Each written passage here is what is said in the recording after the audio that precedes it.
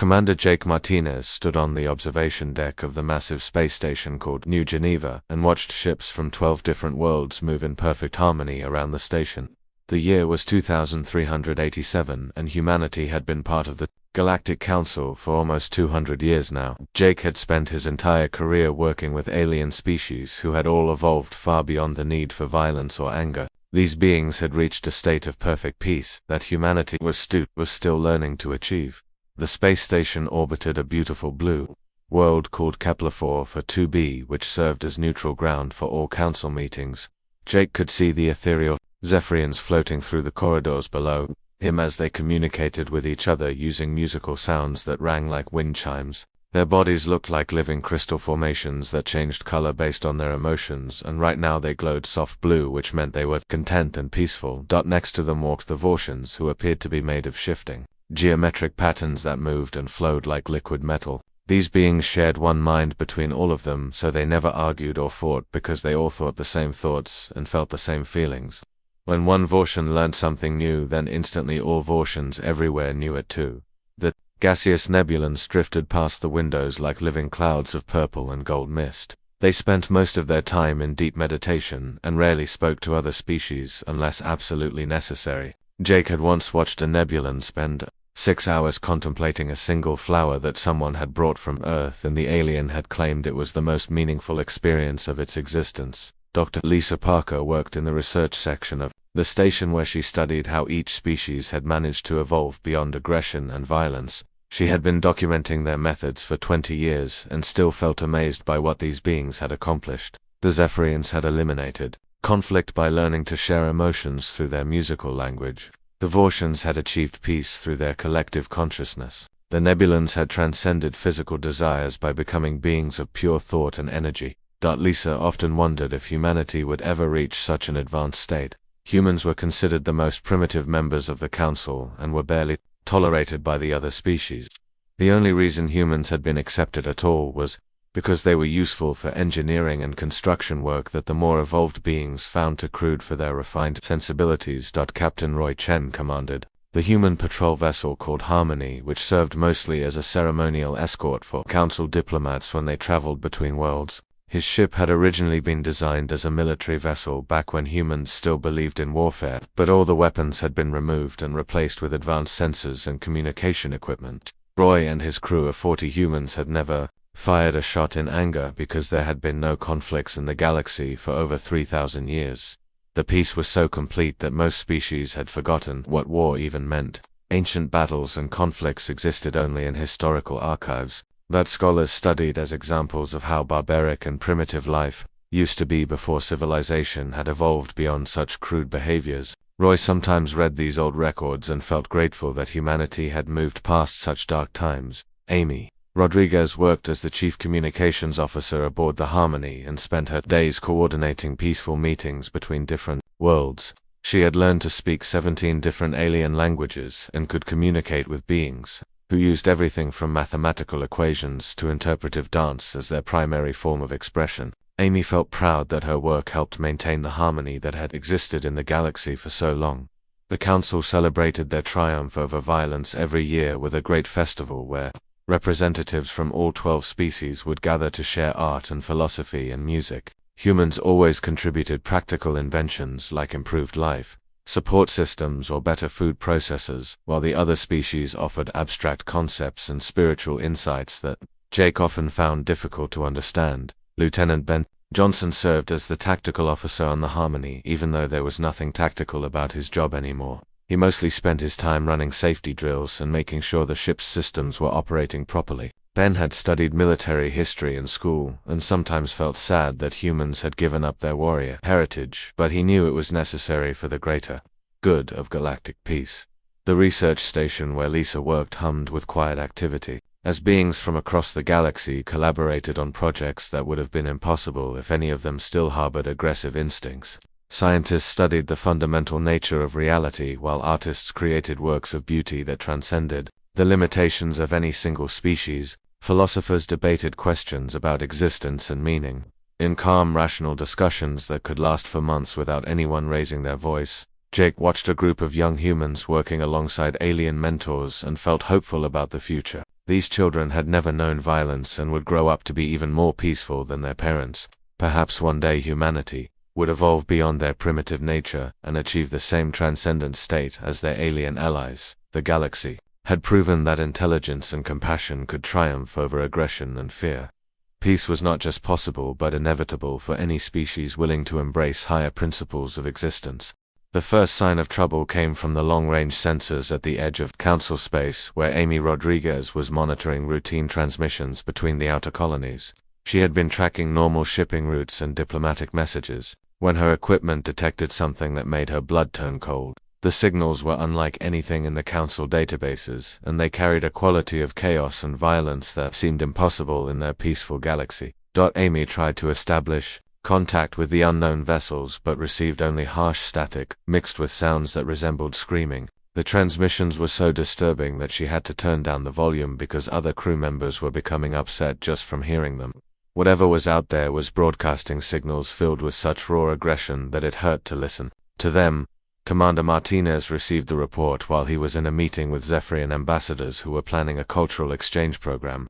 The musical beings stopped their harmonic discussion when Jake told them about the strange signals, and their crystalline forms shifted to a worried orange color. They had never encountered anything like this before, and seemed confused about how to respond to such hostile communications. The entities announced themselves by destroying the outer colonies without any warning or attempt at communication, called themselves the Devourers, and they made their intentions clear by broadcasting images of the destruction they were causing across all frequencies. The peaceful colony of Epsilon 7, which had been home to 500,000 beings from various species, was simply erased from existence in a matter of hours. Lieutenant Ben Johnson analyzed the tactical data that was streaming in from the massacre, and felt sick to his stomach. The Devourers used weapons that seemed designed specifically to cause maximum suffering rather than quick deaths. Their plasma cannons boiled flesh from bone while neural disruptors drove victims insane before finally killing them. Massive ships rammed smaller vessels not for strategic purposes, but apparently for the pure enjoyment of destruction. Dr. Lisa Parker watched the horror unfold from her research station and realized that everything she had learned about evolved, peaceful species was about to be tested in the worst possible way. The Devourers appeared to be the complete opposite of everything the Council represented. Where the Council species had evolved beyond violence, these new entities seemed to have evolved to become pure violence incarnate. The Council convened an emergency session, but their response was painfully inadequate for the threat they faced. Ambassador Thalanara of the Zephyrians suggested that they should try to communicate with the invaders, using harmonic frequencies that might calm their aggressive tendencies. The representative from the Vortian Collective proposed sharing their knowledge and wisdom to help elevate the Devourers beyond their primitive violent nature.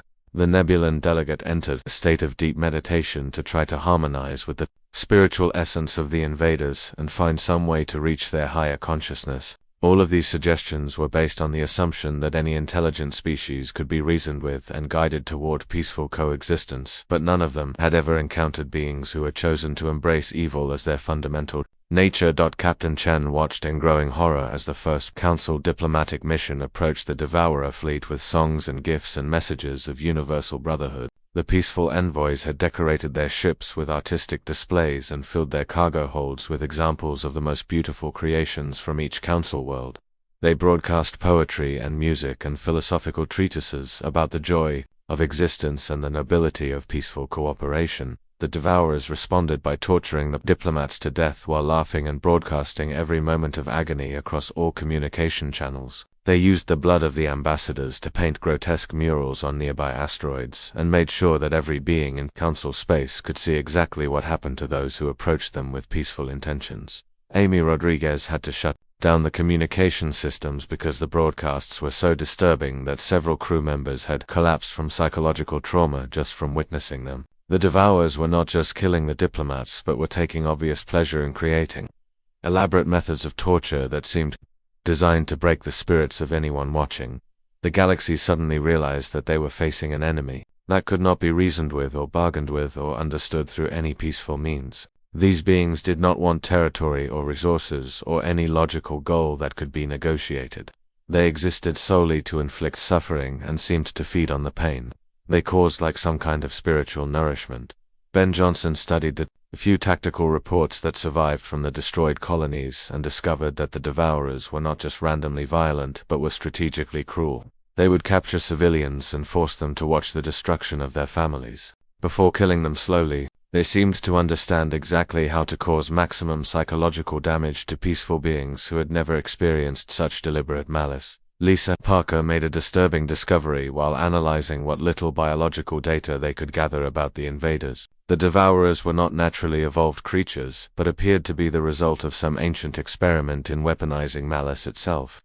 They had been designed or transformed specifically to be living embodiments of everything that peaceful species had evolved beyond. The council members began to panic as they realized that none of their evolved abilities were useful against an enemy that rejected every principle they held sacred. The Zephyrians found that their harmonic communications only made the Devourers laugh harder. The Vortians discovered that any mental contact with Devourer minds caused corruption and madness in their collective consciousness. The Nebulans could not meditate in the presence of such concentrated evil without losing their spiritual balance entirely.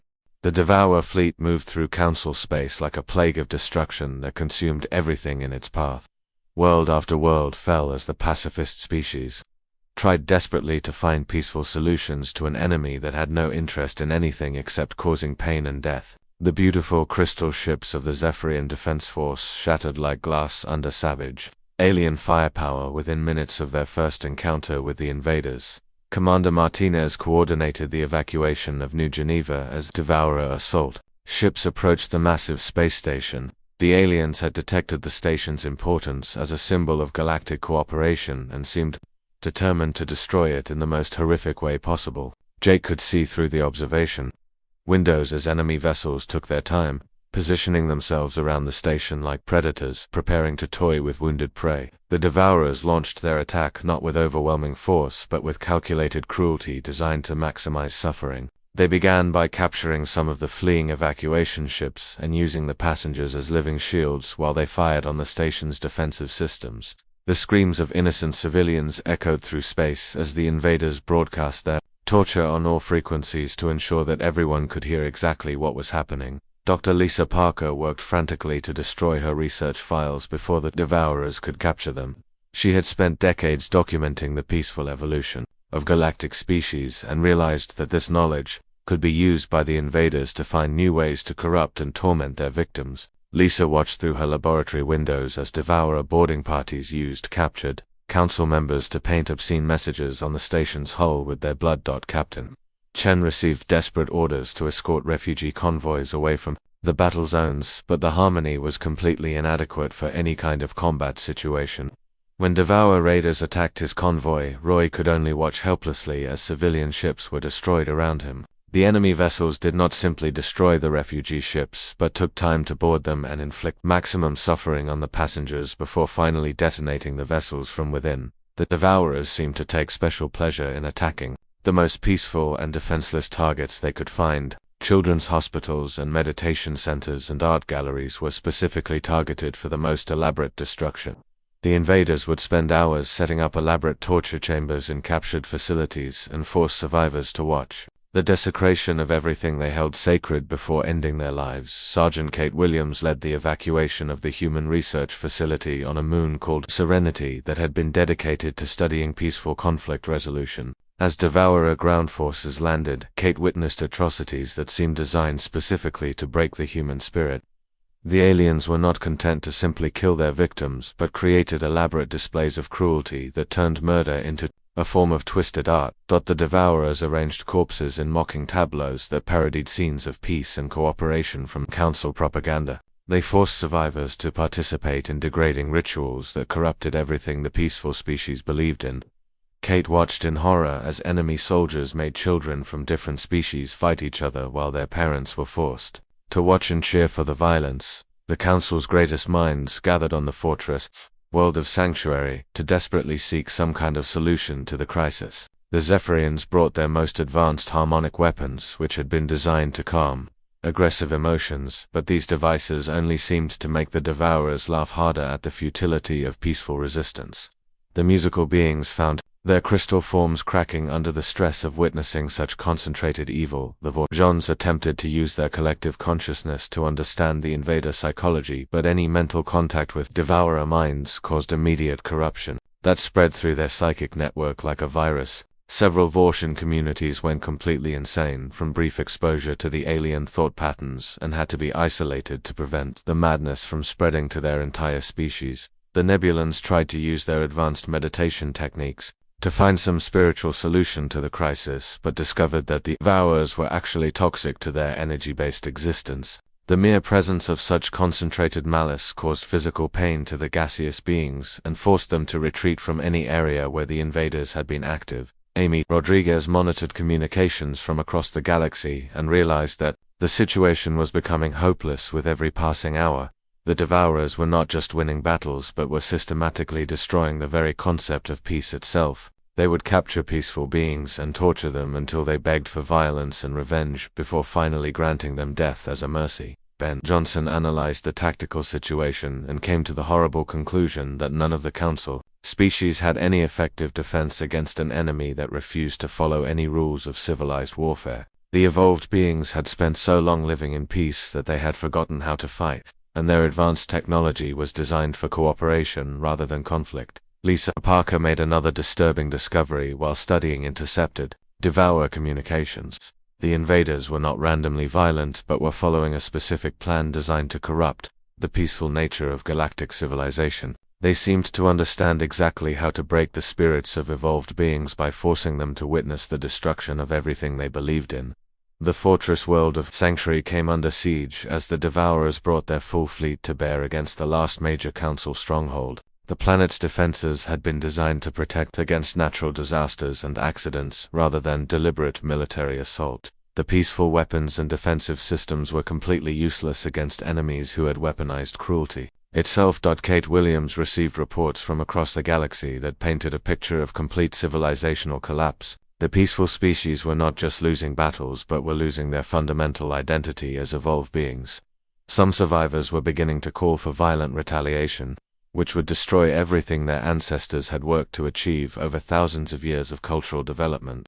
As the Council's peaceful species faced complete extinction, something began to change deep within humanity that had been sleeping for centuries. The careful conditioning and cultural evolution that had taught humans to suppress their aggressive instincts started to crack under the weight of witnessing such massive atrocities. Private Danny Lee watched Devourer broadcast transmissions, showing human children being used as playthings by the invaders, and felt something ancient and terrible awakening in his chest. The feeling started as a burning sensation behind his eyes that made his hands shake and his vision blur with a red haze that he had never experienced before. Danny tried to control the emotion using the peaceful meditation techniques he had learned in school, but the rage was too powerful and primitive to be contained by civilized methods. For the first time in his life, Danny understood why his ancestors had been warriors and felt ashamed that humanity had abandoned such an essential part of their nature. Commander Martinez stood in the ruins of New Geneva's diplomatic quarter where his alien friends and colleagues had been butchered for the entertainment of creatures that seemed to feed on suffering itself. The Devourers had carved obscene messages into the walls, using the blood of beings who had never known hatred or violence in their entire existence. As Jake read these taunts, something fundamental shifted in his mind and he felt his peaceful conditioning shatter like glass. But change spread through humanity like wildfire as reports of devourer atrocities reached every human settlement in Council space. Captain Chen's crew aboard the Harmony requested permission to restore the ship's original weapon systems that had been removed during the peaceful era. Roy found himself remembering military tactics and strategies that he had learned as historical curiosities, but which suddenly seemed like vital survival skills. Sergeant Kate Williams began training civilian evacuees in combat techniques that their peaceful society had forbidden and banned for over 2 centuries. The humans she worked with picked up the lessons with disturbing ease, as if the knowledge had been sleeping in their genetic memory, just waiting for the right moment to emerge. Kate realized that humanity had never truly evolved beyond violence, but had simply learned to suppress their natural instincts. Dr. Lisa Parker abandoned her xenobiological research to focus entirely on studying devourer weaknesses and vulnerabilities. Her scientific objectivity was replaced by a cold determination to find ways to hurt the invaders as badly as they had hurt innocent civilians. Lisa felt her peaceful worldview crumbling and being replaced by something harder and more practical, that her ancestors would have recognized as the warrior spirit. The other council species watched humanity's transformation with growing horror and fear as humans began displaying behaviors that their civilization had spent millennia trying to eliminate from galactic society. The Zephyrians detected discordant frequencies in human communications that disrupted their harmonic abilities. Their crystal forms shifted to colors they had never seen before when exposed to human emotions. The Vortians sensed chaotic thought patterns radiating from human settlements that caused static and interference in their collective consciousness. Some Vortian communities had to completely cut off mental contact with human areas to avoid being contaminated by the aggressive emotions that were spreading through the human population like a psychological virus. The Nebulans recoiled from the violent emanations that seemed to pour from every human facility and gathering place. The gaseous beings found that they could no longer enter areas where humans were present because the aggressive energy was toxic to their peaceful existence.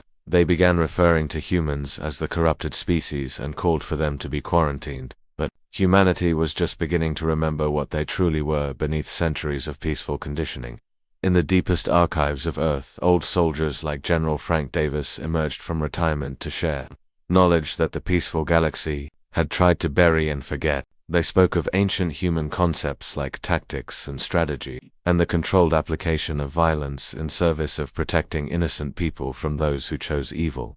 The transformation was not just psychological but also physical, as human bodies began producing different hormones and chemicals that sharpened their reflexes and heightened their senses. Lisa Parker documented these changes with growing amazement as she realized that humanity was not evolving beyond aggression but was returning to their true nature as the galaxy's most effective predators. Human settlements began organizing themselves along military lines with clear command structures and defensive positions. Civilian populations that had never seen weapons before started manufacturing tools of war using industrial equipment that could be converted for military purposes.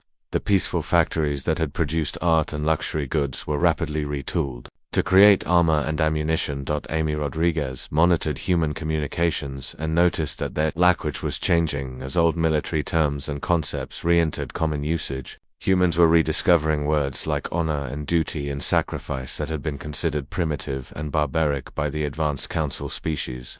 The communication patterns showed increasing coordination and discipline as human groups organized themselves for conflict. Ben Johnson found himself remembering tactical principles and strategic thinking that he had studied as historical curiosities, but which now seemed like essential survival knowledge.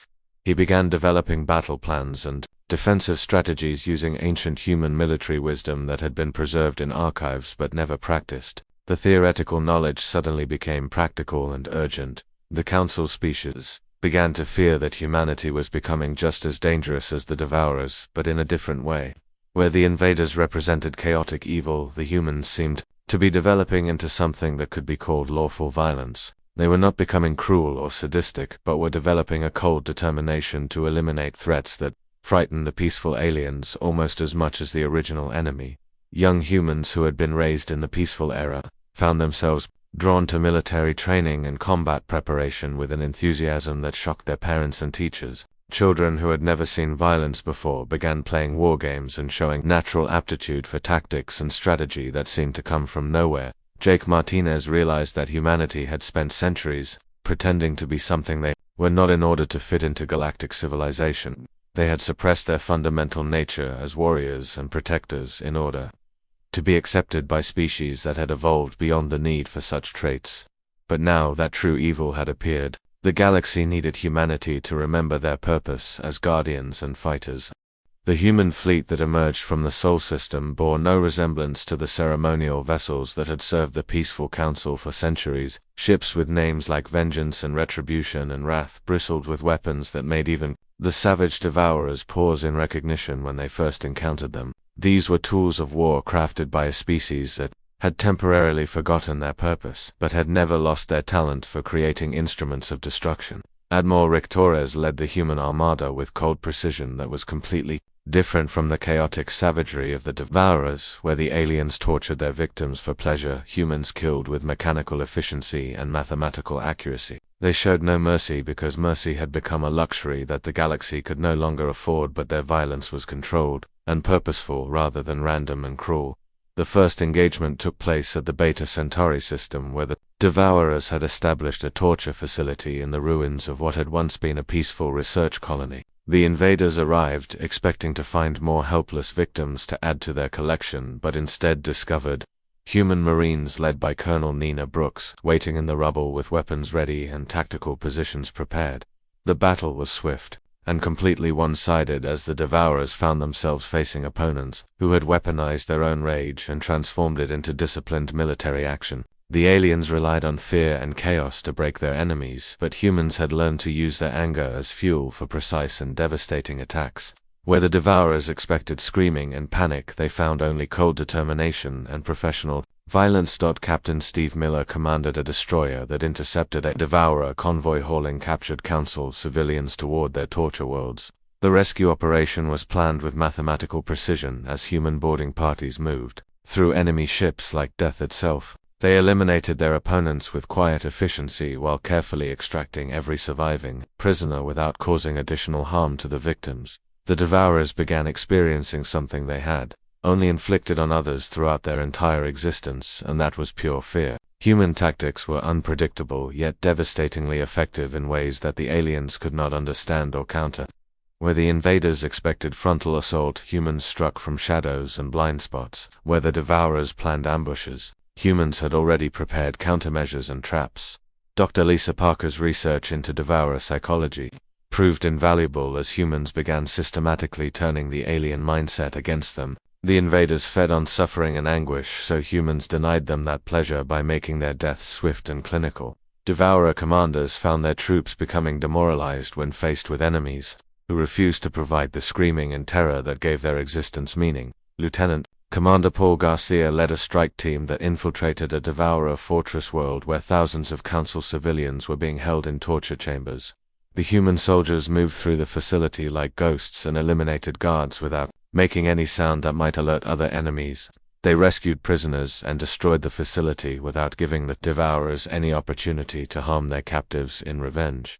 The tide of war shifted as humanity's rage became a focused weapon, guided by discipline and strategy rather than blind emotion. They fought not with the random cruelty of their enemies, but with the controlled fury of a species that was protecting everything they held dear. Each human warrior carried the memory of alien atrocities, but transformed their anger into an unbreakable will to achieve victory. Major Lisa Chen coordinated ground assaults on Devourer-occupied worlds using tactics that had been developed by human military theorists centuries ago but had never been tested in actual combat. The strategies worked perfectly because they had been designed by a species that understood both the necessity of violence and the importance of limiting its application to legitimate military targets. The Devourers found that their psychological warfare tactics were completely ineffective against humans, who had learned to channel their emotions into combat effectiveness.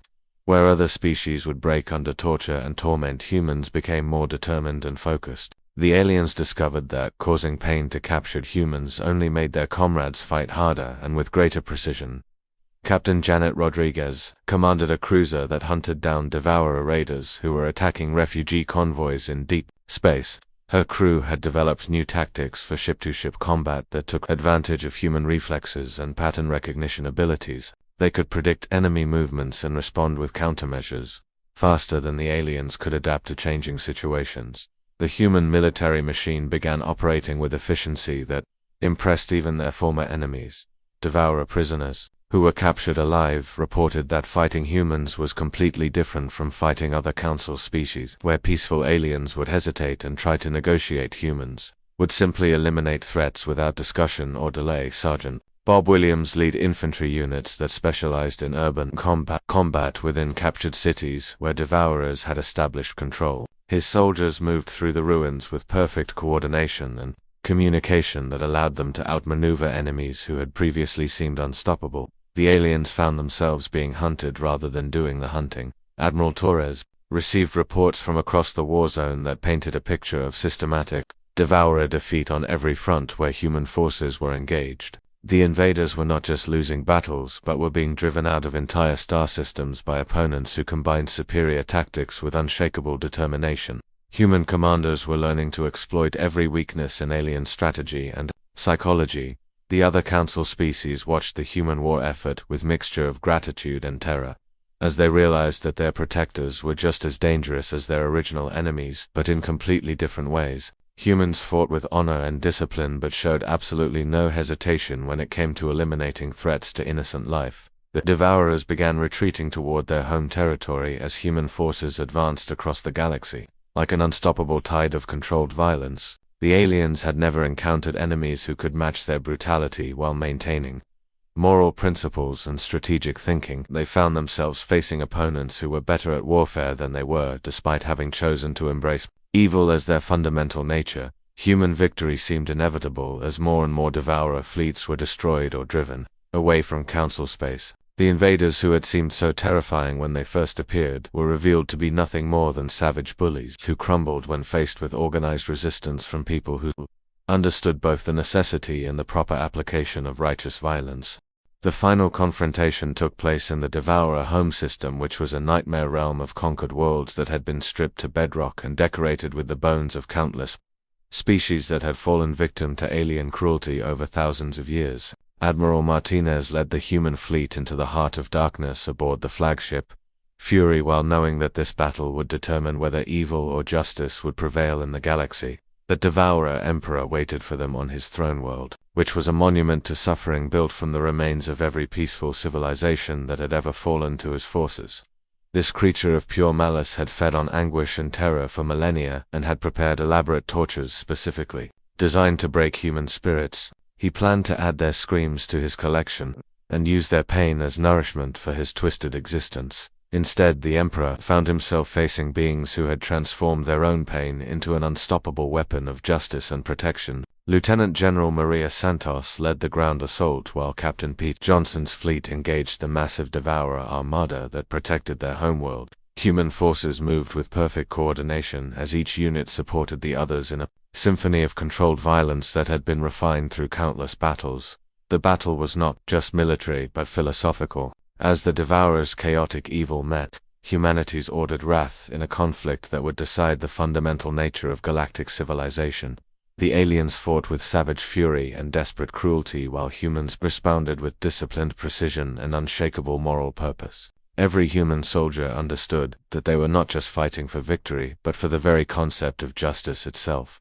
Colonel Gary Thompson led Marines through the Emperor's palace, which was filled with torture chambers and trophy rooms displaying the suffering of billions of innocent victims. The human soldiers advanced through corridors lined with the bones of children and the preserved screams of peaceful beings who had never known violence until they encountered absolute evil. Each step forward was motivated by determination to ensure that such atrocities would never happen again. The Devourer Emperor realized too late that he had awakened something far more dangerous than mere aggression or primitive violence. Human rage was not the mindless fury of beasts, but was the calculated anger of beings who understood the difference between justice and vengeance. They fought not to inflict suffering but to end it permanently and completely throughout the galaxy.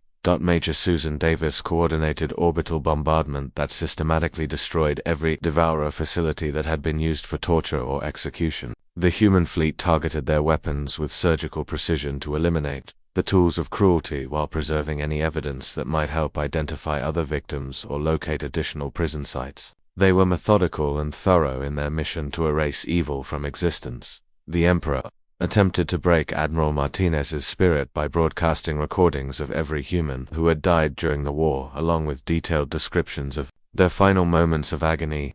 Instead of weakening Jake's resolve, these images only strengthened his determination as he drew power from the sacrifice of his fallen comrades. Their deaths gave meaning to his mission and transformed his rage into something transcendent. Captain Lisa Brown commanded the assault on the Emperor's personal fortress, where thousands of the most recent captives were being held in conditions designed to maximize psychological trauma. Her soldiers moved through the facility like avenging angels who brought swift death to their enemies and gentle rescue to the survivors. They worked with precision that came from knowing that every second of delay meant more innocent suffering. Devourers discovered that their greatest strength had become their ultimate weakness when facing enemies who refused to be intimidated by cruelty. The aliens had built their entire civilization around the ability to break their opponents through fear and torture, but humans simply absorbed the pain and used it as motivation to fight harder and more effectively. Sergeant Mike Johnson led the final assault on the Emperor's throne room, where the alien ruler sat surrounded by the preserved remains of his favorite victims. The creature tried to use his psychic powers to fill the humans with despair and terror, but found that their minds were protected by something stronger than any mental defense. Their rage had become a shield that deflected evil and transformed suffering into strength. The battle ended when Admiral Martinez personally confronted the Devourer Emperor in single combat that was broadcast across the galaxy for all surviving species to witness. The alien creature used every trick and torture technique he had perfected over millennia, but could not break the human leader's spirit. Jake fought not for personal glory, but for every innocent being who had ever suffered at the hands of evil. When the Emperor finally fell, the remaining Devourer forces across the galaxy suddenly found themselves without purpose or direction. Human fleets systematically hunted down every last enemy ship and base and outpost with relentless efficiency. They showed their opponents the same mercy that had been shown to peaceful civilians, which was absolutely none at all. The cleansing was complete and total, as humanity demonstrated what happened when a species that understood both love and war decided that certain things would not be tolerated in their universe. The Devourers were not merely defeated, but were eradicated so thoroughly that future generations would know them only as a cautionary tale about the fate of those who chose ultimate evil. In the aftermath, the surviving council species looked upon humanity with new understanding and recognition of what they truly represented. The other races realized that true peace could not exist without beings who were willing to fight for it, against those who would destroy it. They had evolved beyond violence, but had also evolved beyond the ability to protect themselves and others from evil. Humanity took their place as the galaxy's guardians with their rage, no longer hidden as a shameful secret, but acknowledged as a sacred trust and responsibility. They alone remembered that sometimes the greatest act of love was the willingness to hate what threatened innocent life. In a universe where evil could exist, humanity's capacity for righteous anger became the shield that protected all peaceful civilization. The galaxy learned that strength came not from the absence of violence, but from the wisdom to know when violence was necessary and the courage to act when that moment arrived. Humanity's greatest strength had never been their technology or intelligence, but was their ability to feel rage at injustice and transform that fury into a force for protection and justice that would guard the innocent for all time.